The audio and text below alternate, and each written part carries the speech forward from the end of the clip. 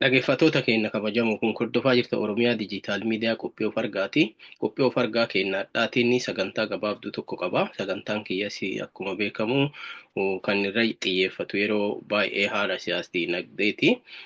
Akkasumas haala yeroo biyya keessatti wantoonni haaraa yoo uumamani fi wantoonni silaa furmaata qabaachuu qaban jennee yaadnu yoo jiraate gama kiyyaanis haa ta'u gama hayyoota miidiyaa kanarra dhiyaatanii yaada kennataniitiin waan nu dhaga'amee fi akka dhuunfaatitti illee waan nu dhaga'ame miidiyaa kanarratti ibsannaa.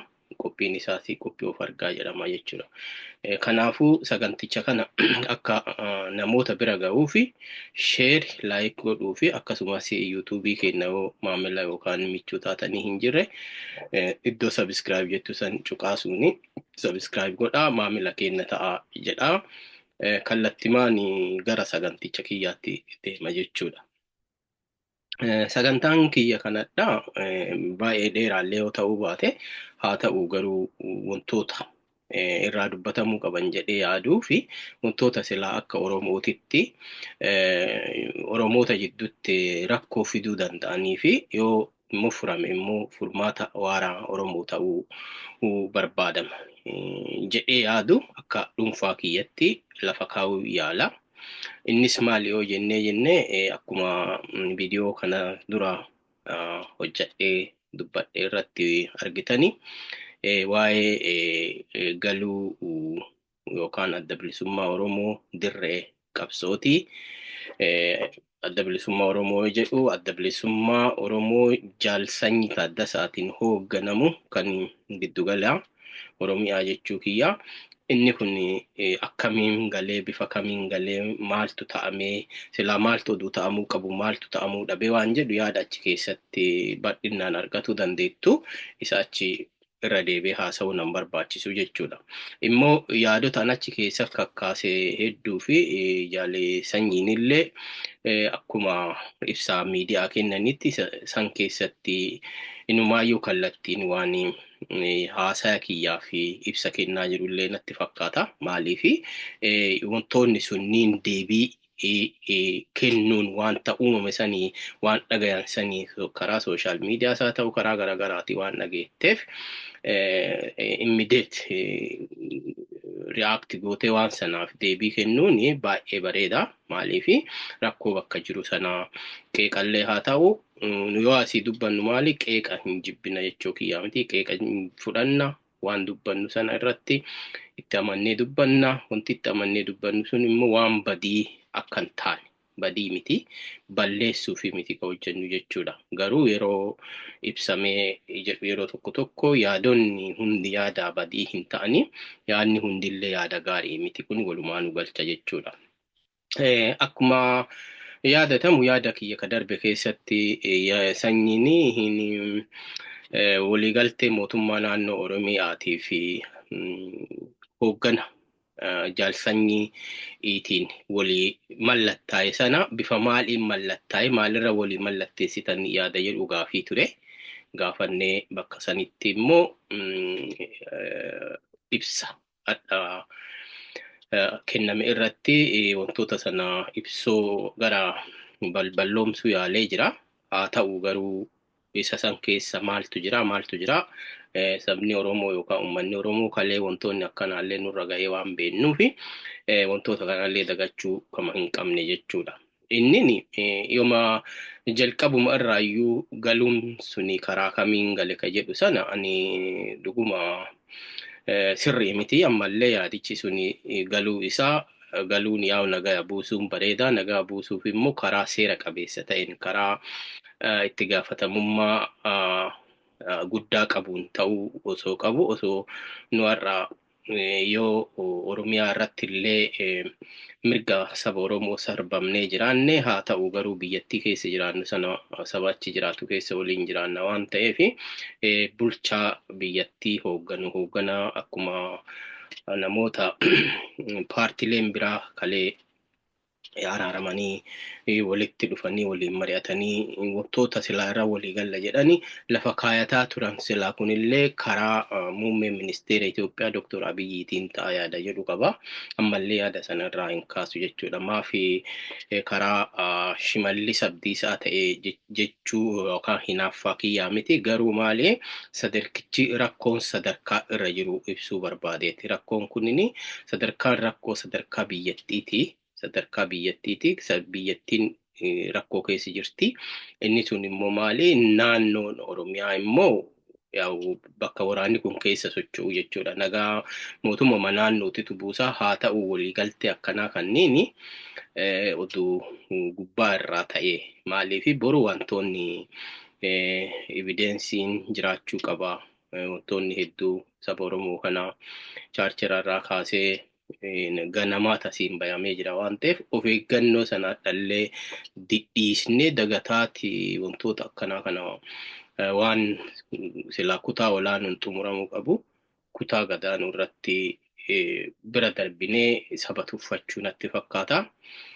Jaalsanyiin Taaddasaa kan walii galanii namoota silaa dhuma irratti sadarkaa nageenya waliin hojjechuu bakka jirutti ta'uu qabutti silaa gadi bu'ee isaan walii galee inni kun immoo walii galee ka jennu kana inumaayyuu inni amma akka ibsa keessatti kaase namoonni tokko jaalsanyiin harka kennate moo hin galee ka jedhu kaasee ture no harkan kennannee nagayaa fi nageenyi waan hunda taraa kanaaf gallee harkan kennannee mootummaan walii gallee sanadaa kana irratti mallatteessinee kan inni keewwataa 13 qabu irratti mallatteessinee gallee ka jedhu ibsa kennee jechuudha. Nu ammallee an akka kiyyatti jaalsanyii dhiifama naa godhiitiiti atini harka kennatte malee adda bilisummaa Oromoo waraana adda bilisummaa Oromoo bakka buutee galte yaada jedhu hin qabu. Maali sababa mataa isaa qaba jechuudha akka kiyyatti jechuudha. Kuni ati hooggana yookaan birgeedii yookaan naannoo tokkooti malee ati hooggana waliigalaatii miti jechuudha. Yoo walitti dubbannee jenne jaalmarroo yaa Oromoo bu'aa guddaa buuse jechuu kiyyallee osoo hin taane haa ta'u garuu adeemsa bulchiinsaa waraanaas haa ta'u bulchiinsa biyya tokko keessatti jaarmiyaa tokko keessatti illee adeemsa mataa isaa qaba jechuudha. Adeemsa san cabsite ati jechuudha. Jaalsanyiin adeemsa san cabsite waraana moo hooggantu bichaa kutama waraana hooggantu si kennamee hoogganii jedhamte sana irraa baatee sana waliin daangaa cabsite galtee harka kennattedha. Amma maali harka kennachuu kee immoo wantoonni atachi booda erga galtee godhaa jirtu hedduun argisiisaa jira jechuudha. Nama quuqama sabaaf fi qabsoo daggala turellee natti hin fakkaanne maaliif fiiddee takkaffamaan takkitti manutu waanuma akkuma itti galteeyyuu hin ibsin akkanaan gale jettee ibsa kana tufirrisuu qaba ture.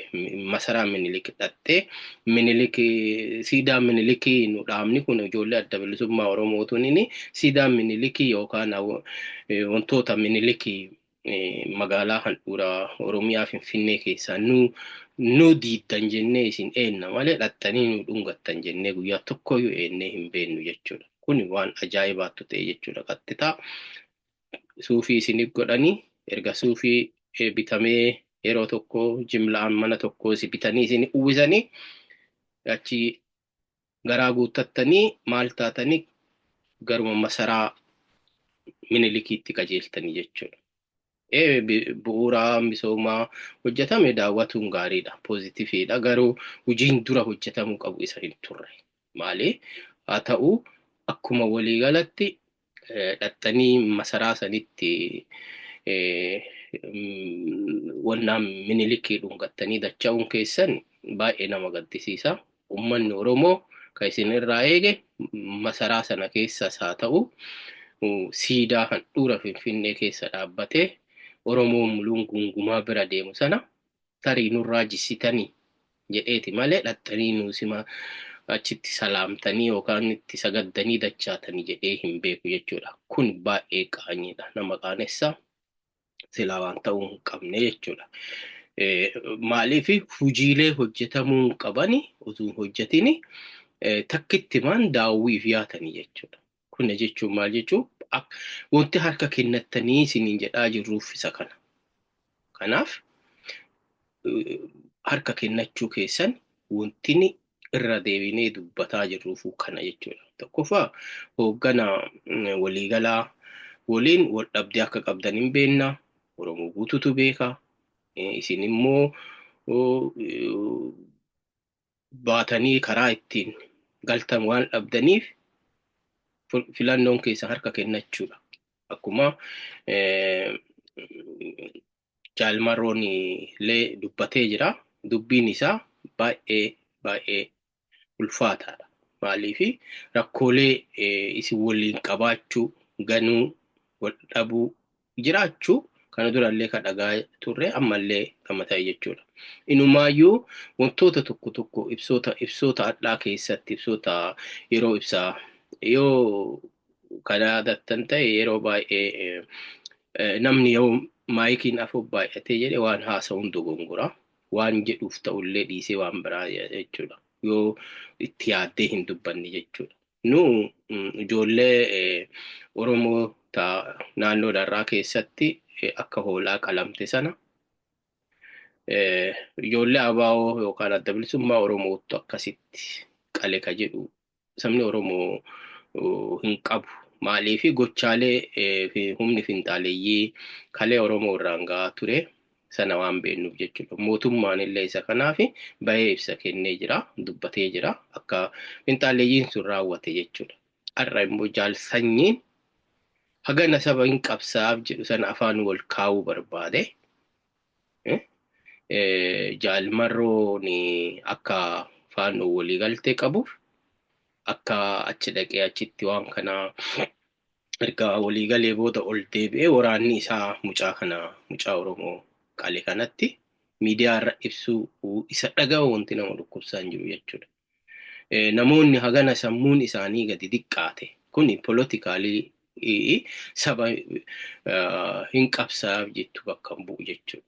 Maaliif osoo isaanuu ta'e osoo waraanni kan keekati hin deemaan jettu kun waan sana godhe completely faayidaa siyaasaa har'a nu ka barbaannu maali siyaasaa barbaanna. Siyaasaa mo'ataa barbaanna. Haa ta'uu garuu dogongoroota uumamani sana public facaasuun yookaan diina keenya kakalee isaan kallatti waa atarra jettu kana qubanuu qabaa turanii jechuudha. Ati immoo deebitee waraana kana kan itti bobbaasee ijoollee tana qalsiisee waraana Jaalmarrootii jette kan kee ta'uu yoo ka dhugaa ta'e kan kee ta'uu maaltu ragaa qaba. Ragaa ka qabnu garuu nu sabni Oromoo ka argaa jiru abbaa isa goorra'aa jiru mucaa sana ajjeesaa jiru argaa jira. Eenyuun akka ta'e maal jedhee maqaa eenyuun yoo Oromoof qabsaa gaallaa jedhaa Oromoo arrabsaatti taate yoo Jaalmarroon illee Oromoof qabsaa jedhaa gaallaa basima'aaf jedhii qali jedhaa. Yoo waan kana ka godhu ta'e nu qabsaan jiru nurra qabsaara jechuudha. Sabni Oromoo isa waliin qabsoo geggeessuu dhiisee diina kiyya jedhee sillee yoo taate sitti faccisuu qaba, isaallee yoo taate itti faccisuu qaba jechuudha.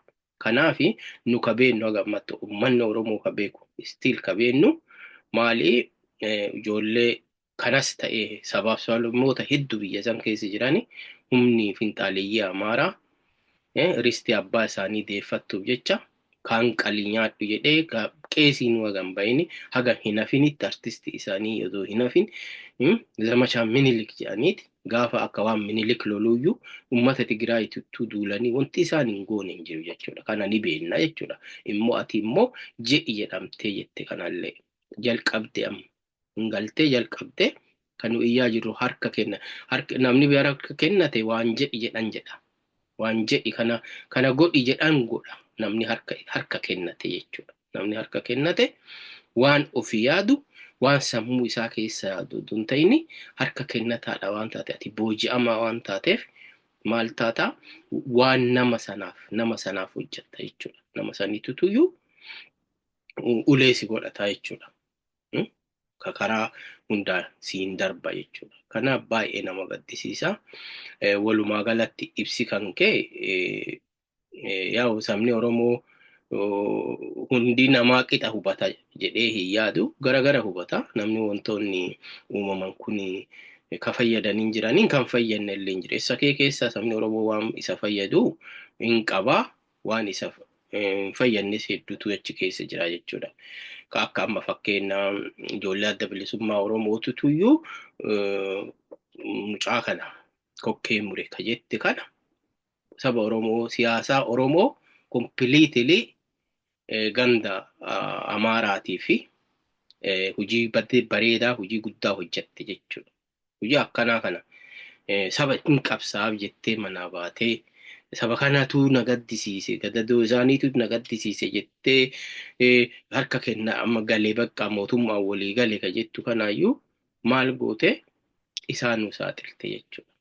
Maaliif badii isaan irratti raawwatame badiin daa'ima kana ijoollee ta'in irratti Oromoo irratti raawwatame osoo dandeenye irraa faccisne waan sana deebisuu qabnu deebinee waan miidhame abbaat qaamuma miidhame sana miidhaa gootee nutti muukeetiif sorry baay'ee akkuma si yaade jechuudha. Akkuma sammuun haga beekan dubbatanii dhugaadha. Haguma beeku haguma si yaade suni jechuudha. Akka kiyyatti akka dhuunfaa kiyyatti hagana caalaa dubbatta jedheellee sin eenni ture. Garuu baay'ee sun politikaalii nu miidhe. Nama Oromoo saba Oromoo yoo ati waan kana sirritti keessa beeka jettee sanuu ijjattee keessa beeka jetteeti ka dubbatte sanuu sirri beeka waraanni addi bilisummaa Oromoo mucaa ajjeesu jette. Waan ta'ame sana addi bilisummaa Oromoo ijoolleen daggala jirtu keessattuyyuu ka garee keetti usutuun ka garee jaalmarroo akka godhe dhibbatti jala murtee dubbattee jechuudha. Kana dura maal jedhaa turre gaafa mucaa suuraa sana viidiyoo sana argine uummanni Oromoo bakka jiru iyyee jedhetti mootummaanis ba'ee finxaaleeyyiin humna Amaaraa sun waan kana akka godhe faandoon akka godhe nutti himee Oromoon baay'een illee walitti illee himne waa hedduutu ta'ame jechuudha. Har'a immoo atini immediately garagaltee maal gootee wanta kana ka hojjete waraana adda bilisummaa Oromoo ta'uu nutti himte jechuudha. Politikaalii saba Oromooti waan hojjette si fakkaate malee Oromoo miidhuu Oromoo akka inni lafaa ka'ee hin sochoone goote jechuudha. Maaliif isaan nu ragaa walirra bayanii jedhamna. Siigalaa miti kun. Kanaaf jaalsanyiin baay'ee fagoon deemtu jennee ragaa fuulduraa jedhanii fagoon deemtu maali dogongoraan jalqabde waan ta'eef namni gaafa yeroo jalqabu dogongoraan negeetiviin maaliin jalqabe fagoo hin fagaatu fagaattee hin deemtu amma dhabamsiifamta qaamuma harkatti kennate kanas dhabamsiisa kanan dagatini itti nyaadhu dhugi jechuudha. Kanaaf ani akka nama waan tokko taa'ee ilaaluutti ibsi atadha kennite Oromoo karaa amma olola adda bilisummaa Oromoo irra oofte kanaani saba Oromoo guutuu miidha jechuudha. Yoo har'a ijoolleen adda bilisummaa Oromoo akka daggalatti waan tokko goote Oromoo hundatu maqaan bada jechuudha. Kanaaf kana dagattee silaa waan achirra miidiyaa irra ka'uu danda'an hin barbaachifne kaasuma hin qabnu jechuudha. Yeroo biraatiif illee tariitii wanti irra wal dhabdan baay'ee ta'uu mala. Wantoota angoo keessii eegan bicha jettee yookaan wantoota garaa quufuuf garaa ammaayyuu babbareeddeetta amma xiqqoo uumaan jettu bishaa jirta. Suufiillee uffatteetta. Rifeensallee haarawaa dhayatteetta. Waa hedduutu jira. Kanaaf amma piliis mooriin dubbatini yoo wanti hojjettu jiraate hojjedhu. Dubbatuu irra hojjetuun gaariidha.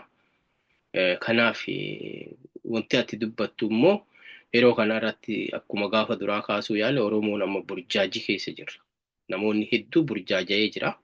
Waa hedduutu wal nama jalaa dha'ee jira jechuudha.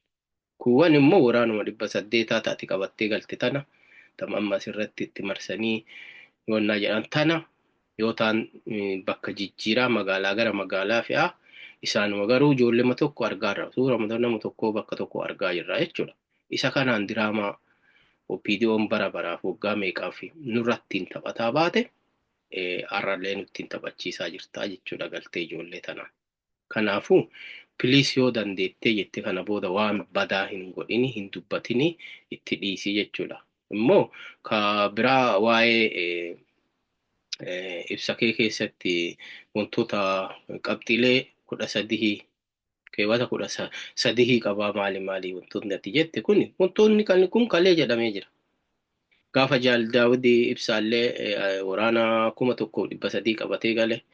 Gaafa Baqqalaa Garbaa Jawaar Muhammadii fi abbootiin gadaa ta'aniiti namoota gara 4,000 oli adda bilisummaa waraana adda bilisummaa Oromoo 4,000 oli daggalaa galchanii waan har'aati jettu kana ture yookaan yaadattu ta'e. Yaa miidiyaa sirrii hordofa waan jetteef miidiyaa irraa dhaga'ee kanneen hundaa waan jennu kana wanti miidiyaa irraa waan dhageetteef haganatti nama daataa yookaan waan namoonni jedhu guuree gorsaa waan si ramadannatti hin fakkaatu yaa ofumaa hordofteetta ta'uu danda'a jechuudha. Isa kanaaf anuyyuu siif ragaa. Kanaaf wantoonni amma akka qabxiititti ati kaafte sabni Oromoo haa boqatu hin rakkatee hin qotannee hin saamamee kun maqaa kaaniin saamame kana jedhaa turre nullee sirriidha kun baay'ee qabxii bareedaadha sun. Maaliif isinillee hin saamtan ture warri kunillee maqaa keessaniin saamaa isinillee maqaa warra saniitiin saba kana miidhaa turtanii wanti misooma bu'uuraa wanti jedhamu ummata isin naannoo isin keessa sochootanitti tokko hin turre hin barbadaa'e uummanni hin qotanne hin baranne hin daldalanne bayees nagaan hin galle ka fuudhu illee hin fuune ka heerumullee hin heerumne jechuudha isintu itti taphate hundaayyuu. Kanaaf wantoonni sunniin dhugaadha immoo wanti tokko immoo achi keessatti kijiba maaltu kijiba wanti kijibaa ati humna qabaattee yookaan mootummaan OPDO'tuun yookaan Biltsiginnaatuun waan kana jijjiirti wanta kana jijjiirti dafanii misooma bu'uuraa iskuulatti deebisanii maal kun propagaandaadha. Bare dhaabbaa warrumaa dhaabaa mootummaa amma yookaan abee waraanuma isaa dhaabatee ka yoo isin balbala irra luftan dhaabatee ka gubu argaa turre warra har'a gubu kanatu ummata kana mana ijaara waa ati galte waa ati harka kennatteef ummata kana mana ijaaranii jechuudha. Kuni baay'ee nama gaddisiisa kanneen isinumatu godhaa ture dhiisaa jedhaa turre kalee ummata keessanii fi quuqama argisiisaa. Nama tokko dhaabatee fakkeenya qawwee qabattee fagoo dhaabattee ilaaluu irra nama waa'ee Oromoo mana Oromoo guburraa gubaa isiniin jedhaa turre. Yoo dandeettan irraa qoladhaa jedhaa turre yoo ta'an Oromooni haa diinallee haa ta'u haa miidhullee waraana ummata naannoo bulchaa jiruun Biltsiginnaan naannoo bulchaa jiranii warra bulchaan isaan jechuudha. Nama fayyaduu fi bulchaa ta'uun wal fakkaatu bulchaadha malee haa fayyadanii haa fayyaduu dhiisanii garuu itti gaafatamummaa qabu kutaa Oromoo guutuu keessatti jechuudha. Mootummaan isaan jechuudha isaantu mootummaa argitanii. Kanaaf isin immoo warroonni saamtanii saamsiftan waan kana irratti illee walii galtee gooneerra jettee ati kaastu sheem aangoon saniin qabdu. Yaa wantoota amma yeroo ammaa sammuu saba Oromoo tuqu kana jettee waan kanarra walii galle jedhanii dubbadhu siin jedhan dubbattee jechuudha. Achumaan Haayiluu Addunyaa dubbatee jira wantoonni inni dubbate waa'ee mana geenyaa qofa dubbatee wantoota walii galtee ati achirratti waliin dhooftu san dha'uun barbaanne jechuudha. Kanaaf wantoonni akkanaa kunniin baay'ee nama gaddisiisa. Walumaa galatti Oromoon ammallee burjaajii keessaa bahuu qaba jechuudha. Maaliif waraanni biraa dabalamee galuu danda'a.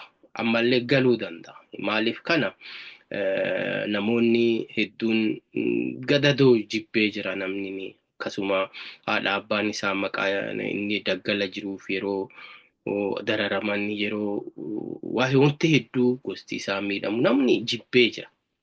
Nageenyi illee immoo bara kana keessatti qawwee dhukaasuu irra maaf hin mari'annetti illee yaadaa jira namni jechuudha. Kanaaf namni osoo jaarsanyii Taaddasaa gara mootummaa bilisiginnaatti galee harka hin kennannellee namoonni kumaatamaa galu. Guyyaa guyyaan galu. Adda ta'anii nama lama ta'anii 3 ta'anii galu. 10 ta'anii galu. Akkuma ta'anii kan isin jalaa bahe jechuudha. Kuni kayoo isaan amma osoo namni tokko fakkeenya akka amma ibsa irratti dubbattetti isinii harka kennatuuf deemaa jiraattan isin diina qaccee waraana adda bilisummaa Oromoo adda bahee diina ta'ee diinan makamuuf deemaa jiru sana dhukaasa nurra banamee jedhaa turte sirriidha kun isinillee kanuma godhaa turtan namoota meeqa ajjeeftan namoota meeqatu harka keessanii dhumatee jira osoo beennu irra darbine malee walitti himuu keessattuyyuu haateettu waan hedduu yeroo waan hunda waan nama saba Oromoo walitti buusatee dubbachuun barbaanna. Garuu hoo waan hin fakkaanne nutti hin himina. Yoo isin waan hin fakkaanne nu himtan waan san nu dhagayamee saba kana namni qoodee adda isinii kenne hin jiru. Nullee ka kenne hin jiru saba kana nu hundinuu maqaa saba Oromoo kanaa waamamna waan ta'eef yoo isin shira irratti waan daladdanii jettan shira sana callisnee ilaaluu waan dadhabneef irraa baanee dubbanna jechuudha. Anam qofaa miti namoota kumaatamatu irraa dubbataa jira jechuudha. Maaliif namoonni wal jajuu karaa nagaa filatuun kee baay'ee the best waan. Kanaaf baay'ee nageenyi gaariidha. Harkas kennadhu waliigaltee jettus godhi. Garuu nagaa saba keetii yaaduun baay'ee qabxiin guddaan barbaannu isa san jechuudha. Nuka jedhaa jiru bara TPLF Oromoo miitee uummata biyya saniillee dararaa turte, qabsaayaa turre, barreessaa turre, baanee akkanuma haasaa turre. Garuu guyyaa tokko aantummaa uummata argisiisaa jechuu bira darbine ibaluun ajjeesuu qaba. Guyyaa tokko waan jedhu yaada yeroo barreessinee hin beeknu. Hin barreessinullee akka dhuunfaa kiyya hin barreessullee hin dubbadhullee jechuudha. Maali nama ajjeesutti hin amanu waan ta'eef duutii gaarii miti. Namni osoo walii galuu qabnu osoo waliin teennee mari'achuu dandeenyu maaliif yaada marii sana ajjeefna? Ajjeesu jechuudha. Marii ajjeesuudha. Waliigaltee ajjeesuudha. Nama tokko ajjeesu jechuudha. Obboleessa keeti, fira keeti, gosa keeti, biyya keeti, zeegaa keeti jechuudha. Isa kana hin balaaleffanne yeroo kamiyyuu galaa ammallee warroonni daggala jirtan ka jaalmarollee jaal abdiillee akkasuma namoonni hedduu adda wal qoqqoodanii saba Oromootii fi qircaanan guurinaati akka qircaanatti akka adda saba Oromoo qircatan nun godhinaati yaada bilchaataa tokko waliif fidaati koottaa galaa yoo immoo hin gallu lakki hin qabsoofna. Yeroo jettani garaa kutadha biyyi afaan qawweetiin bilisoomte diimokiraata ufte jaarraa kana keessa hin jirtu hin ta'ullee hin yaadina. Maaliif yoo dhuftanillee abbama irree taatan Oromoma keessattuu Oromiyama keessattuu iyyuu jechuudha. Maali kana durallee waan beennu kutaa gara kutaatti Oromoo qooddan waan ta'eef jechuudha. Waraanni adda bilisummaa Oromoo kuni bara dheeraa fi hojii inni hojjetaa ture kanuma jechuudha. Eertiraa irraa kaasee haga gammoojjii gujiititti jechuudha. Booranaa gujiititti jechuudha. Haga baddaa baalee dabalate hojii hojjetamaa ture. Hojii Oromoo kutaan qooduu fi kutaa tokko gara tokko kaan ajjeesuu ture jechuudha. Wal fixuu ture. Osoo kallattiin haga wal fixne kallattiin diinatti qajeelle adda abbaa mootummaa abbaa irra illee yoo taane Oromoon mootummaa abbaa irreellee yoo ta'e jedhe mootummaa ta'a jechuudha. Ka ammaa kuni mootummaa abbaa irree mootummaa Oromoo miti jechuu kiyyaa miti. Mootummaa Oromooti haa ta'u garuu mootummaa dhiiga ilmaan isaatiin dhufe kun ijoolleen harka duwwaa kadhatti yaate qeerroon meeqaa fi qarreen meeqaa abbootii faa waliin meeqaa irra dhumatee waan dhufe kana jechuudha. Isa kana immoo diinni isa kanaaf qoxxisee warroota masaraa keessa jiran ka Oromoo bu'aa tokkoon buuf isa kanaaf jecha adda miidhaa kana hin jenne saba Oromoo warra gahaa jira jechuudha. Kanaaf walumaa galatti jaalsanyiif ani yaanni an qabu irra deebitee dogongora akka addaa ijoollee daggalatti hafte irratti maqaballeessaa goote sani hin godhin montisu immoo hunda bakka bu'a waan ta'eef soorii dhiifama naa godhi annama nama ajjeesuu miti garuu na bakka bu'aa jechoo osoo hin ta'in yoo ati ni arge ati amma faarfamaadha amma bari atama bar nama Nobel Prize siif wannaa ta'u ka badhaasni nageenya ka jedhamu sanatu sii kennama jechuullee maluwamma hin beeku ati nama faarfamaa jiru isi dhaga'uu fedhanii kanaafuu wanti immoo ati haasaa jirtu waan sirrii miti jaalsanyii kenna wantoota akkanaa kana kaleessa diqqoollee haa ta'u guddaallee haa ta'u waraana daggala hafe kanaa waliinis qabsooftaniittanii walirrattillee qabsooftaniittanii walillee miitaniittanii walillee fayyadaniittanii garuu yeroo waansa wanti sun itti kaa'amu ammaa miti. Maalii tokkoffaa nu amma nagee ummanni keenyas nus ummanni keenyas nagaa dheeboteera waan ta'eef yeroo ati garee harka itti kennatte jala teettee garee nu haa galuu jennu kanatti ololan taane oofte gareen suni ingala jennee hiyyaan maaliifi maqaballeessaan kuni sammuun bilchaachuu qabna. Sammuun bilchaachuu jechuuni outcome waan tokko wanta amma ana sawu kana yoo asitti taasee jedhe itti bu'aansi isaa wanta sanii maalidha maal ta'a wanta ana sawu kuni maal dhala waan jedhu xiinxallee afaanii obbaasuu qabna. Kanaaf wantoonni amma akka achirratti dubbattee wantoota ati jette kunniin dhiifama naa godhiiti obbo yaa namoonni hedduun obboollee ta'eera jedhaa jiranii nu amma yaa jaal qabsooti qabsaayaadha. Maaliifi namni Oromoo saba isaatiif jedhee halkan tokko daggala bule qabsaayaadha. Jaala maqaa qabsoo isaa irraa hin fudhannu. Jaalsanyii keenya wanti nu gootu ofafuu fi yeroo dubbattu yeroo waa gootu yeroo saba keenyaa kana fi difeensi goonu wal difeensi haa goonu. Waa irra wal haa dhabnu. Ani yoo waa irratti illee wal dhabne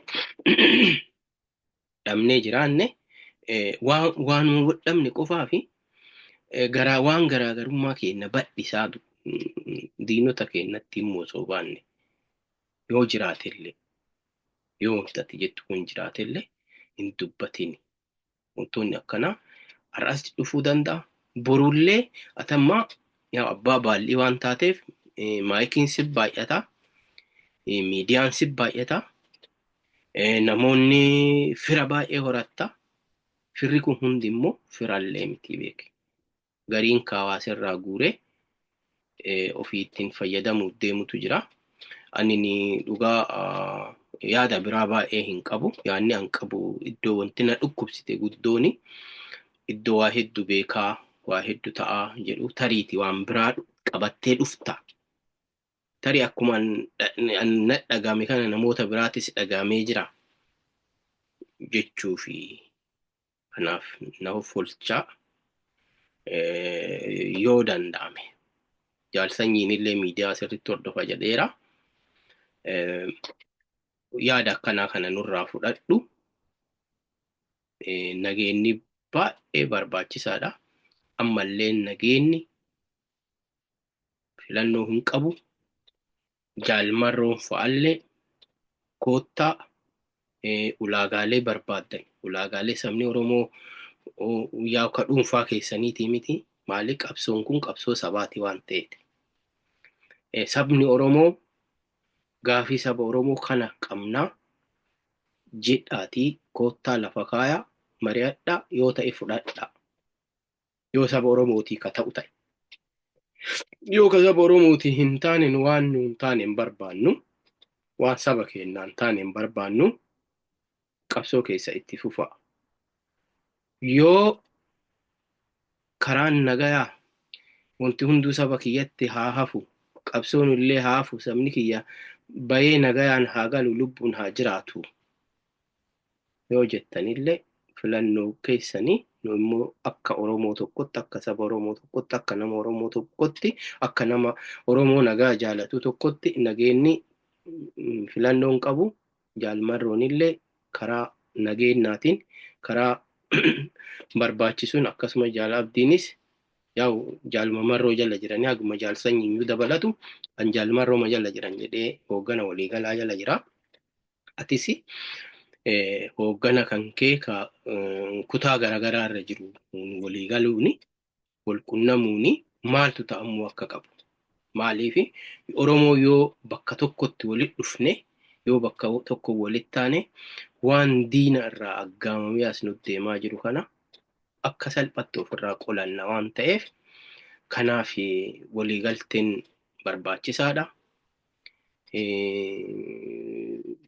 Jaalmarroonillee namoonni hayyoonni abbootiin gadaa beektonni hedduun jaalmarroo karaa kamiin akka karaa nagaatti akka dhufullee gaafachuu hin dagatina.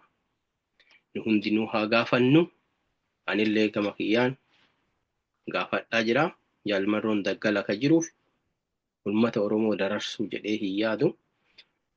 Uummata Oromoof qabsaa'uu fi qadirratti bahe. Uummata Oromoo fi bakka waan isa quuqe, waan saba kiyya quuqetu na quuqe jedhee quuqama sabaatiif daggala jira malee bu'aa dhuunfaatiif natti hin fakkaatu. Kanaafuu jaalmarroo atillee waamicha abbootiin gadaa, hayyootiin Oromoo, beektonni biyyi sii godhaa jiru kana dhagayi. Yeroo kana dhagayi siin jennu harka kennadhuu siin hin jennu.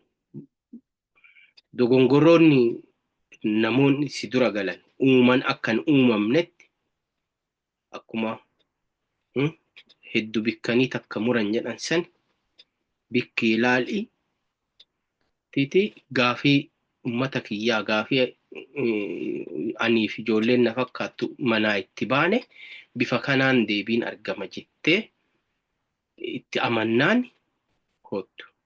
Oduu itti amanne dhuftanillee hin nyaatamina. Kana garuu nageenyaaf iddoo guddaa kennaa jedha. Dhageeffatoota keenya kun hordofaa jirta Oromiyaa Digital Media waan asirra dubbadheef dhiifama naa godha.